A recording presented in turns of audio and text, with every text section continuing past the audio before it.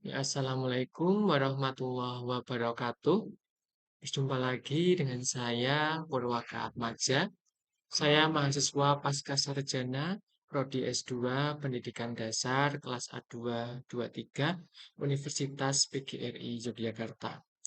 Di sini saya akan menyampaikan jawaban saya terkait tugas mata kuliah kajian pengembangan kurikulum. Baik, untuk soal yang pertama yaitu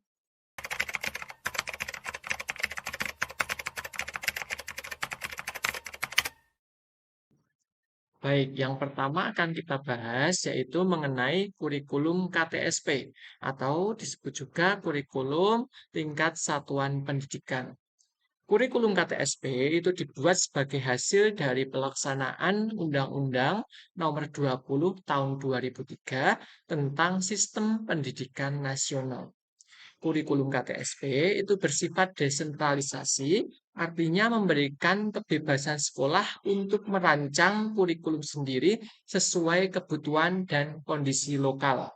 Dalam hal ini, KTSP itu bertujuan untuk menciptakan kemandirian guru dengan mengubah sistem penyusunan kurikulum dari sentralistik menjadi desentralistik.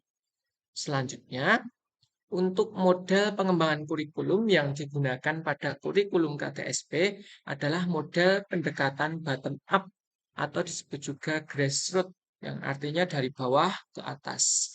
Jadi pada pendekatan ini menempatkan sekolah sebagai pusat pengambilan keputusan utama dalam merancang, mengembangkan, dan melaksanakan kurikulum.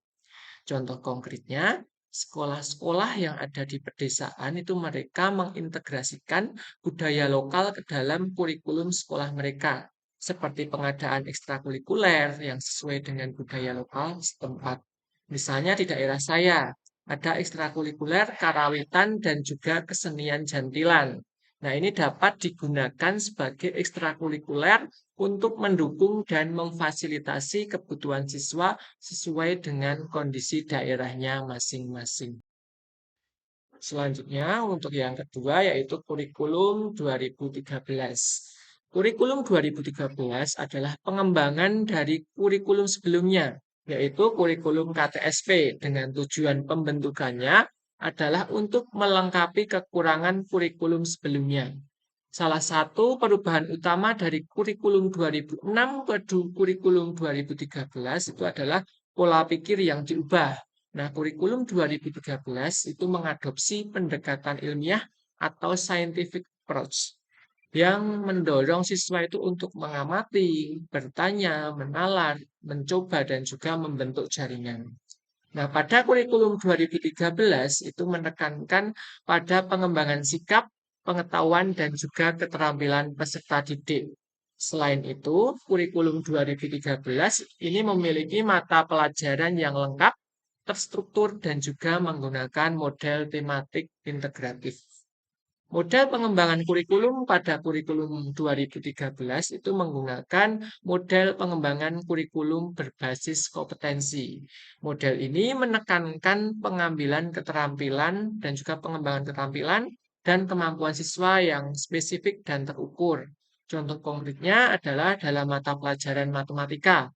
Pada kurikulum 2013, pendekatan pembelajaran tidak lagi hanya difokuskan pada penguasaan rumus dan teknik perhitungan semata, namun lebih ditekankan pada pemahaman konsep matematis, penerapan dalam konteks nyata, serta pengembangan keterampilan berpikir kritis dan pemecahan masalah. Selain itu, pada kurikulum 2013 juga menggunakan model pendekatan campuran atau hibrid. Hal tersebut dikarenakan kurikulum 2013 itu mengambil pendekatan yang holistik dengan mengintegrasikan elemen-elemen yang dari berbagai model pengembangan kurikulum. Nah, salah satu contoh konkretnya itu adalah integrasi antara pendekatan berbasis kompetensi dengan pendekatan saintifik dalam pembelajaran IPA.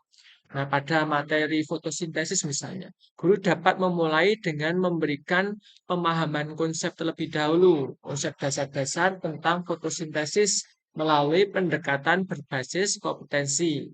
Kemudian siswa dapat terlibat dalam aktivitas praktikum menggunakan metode saintifik untuk mengamati dan memahami proses fotosintesis secara langsung. Selanjutnya yang ketiga yaitu kurikulum merdeka. Salah satu alasan utama perubahan dari kurikulum 2013 menjadi kurikulum merdeka adalah untuk memberikan lebih banyak kewenangan kepada sekolah dalam merancang, mengembangkan, dan juga melaksanakan kurikulum sesuai dengan kebutuhan dan potensi siswa. Pada kurikulum merdeka itu terdapat pembelajaran intrakurikuler yang beragam di mana konten akan lebih optimal agar peserta didik ini memiliki cukup waktu untuk mendalami konsep dan juga menguatkan kompetensi. Kurikulum Merdeka itu memberikan keleluasaan kepada pendidik untuk menciptakan pembelajaran yang berkualitas yang sesuai dengan kebutuhan dan lingkungan belajar peserta didik seperti munculnya pembelajaran berdiferensiasi. Nah, dalam hal ini, kurikulum merdeka itu cenderung bersifat desentralisasi. Artinya, pemerintah itu memberikan kerangka kerja umum atau pedoman, tetapi memberikan kebebasan yang lebih besar kepada setiap sekolah untuk menyesuaikan kurikulum dengan konteks lokal mereka. Nah, karena sekolah itu diberi kebebasan untuk menyesuaikan kurikulum dengan konteks lokal mereka, maka model pengembangan kurikulum pada kurikulum merdeka adalah model bottom up atau berbasis sekolah. Contoh konkretnya, sekolah yang sudah menerapkan kurikulum merdeka itu mereka akan berkolaborasi dan melibatkan partisipasi aktif dari guru, kepala sekolah, orang tua, dan pihak terkait lainnya dalam merancang kurikulum yang relevan, responsif, dan berfokus pada pengembangan kompetensi siswa secara holistik. Jadi kesimpulannya, baik itu kurikulum KTSP, kurikulum 2013, dan kurikulum Merdeka, ini memiliki model pengembangan kurikulum yang berbeda-beda sesuai dengan tujuan yang ingin dicapai. Nah, itu tadi pemaparan analisis model pengembangan kurikulum yang digunakan pada kurikulum KTSP, kurikulum 2013, dan kurikulum Merdeka. Semoga dapat bermanfaat bagi saya sendiri dan teman-teman semuanya. Wassalamualaikum warahmatullahi wabarakatuh.